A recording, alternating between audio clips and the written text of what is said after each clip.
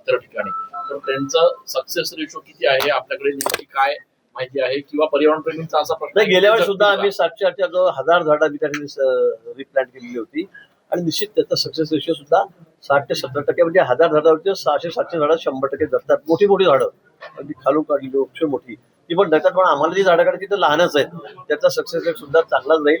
पण समजा दुर्दैवाने 300-400 झाडं गेली सुद्धा, छोटी रोपटी गेली, दगावली, नाही आली.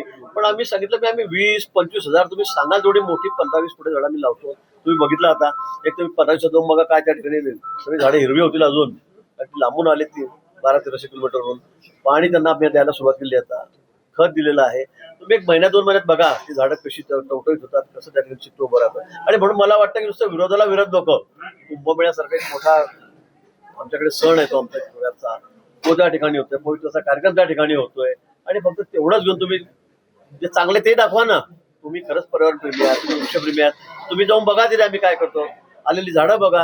आता एका दिवसात दररोज 2 ट्रक येतील, 700-800 झाडं या ठिकाणी येणार आहेत. आम्ही खड्डे करून लगेच फ्रेश, कारण आम्ही एकत्र आणून ठेवली. अजून ती कुठे मग त्याला दुखापत झाली किंवा मग मेली, अजून तुम्ही म्हणाल बघा ही झाडं सगळी वाळलेली आहेत. आणि म्हणून आम्ही जसे खड्डे खोदू होतील तसे हजार झाडं एका दिवसात टप्प्याने आणणार.